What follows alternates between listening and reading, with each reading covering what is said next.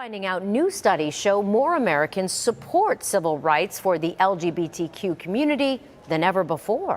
The U.S. Senate has just passed a bill to protect same-sex and interracial marriages. I think we have more LGBTQ plus people than any administration or every administration combined.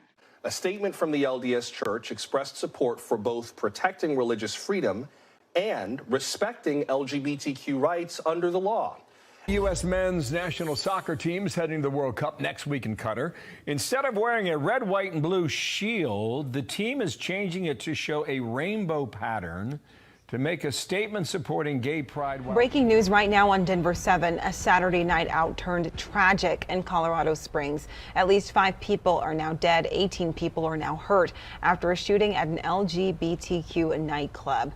Enforcement officials say the suspect, Anderson Lee Aldrich, fired an AR-15 style semi-automatic weapon in Saturday night's attack. So who is he?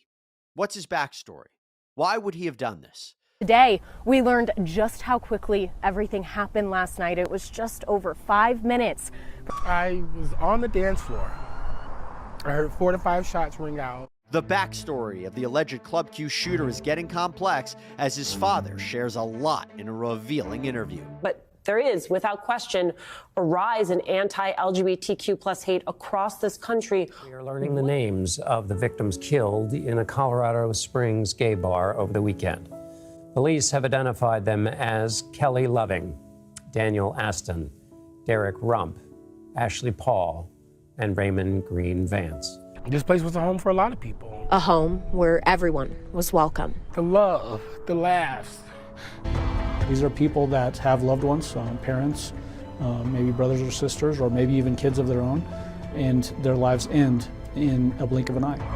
We have learned that 2 of the 5 dead were employees, 3 were club goers who were just on a night out and ambushed.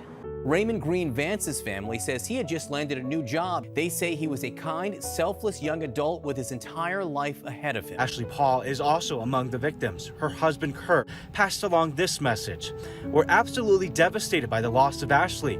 She meant everything to this family, and we can't even begin to understand what it will mean to not have her in our lives. Kelly's sister, Tiffany Loving, told ABC News just how much she meant to her. I've just always been like her mother, wanting to guide her. I had just got off the phone with her that same day. We had video calls that same day. She was a kind person. She was loving, always fighting for people. Derek Rump was a bartender at Club Q. His mother, Julia Thames, says he was a loving person with a heart of gold.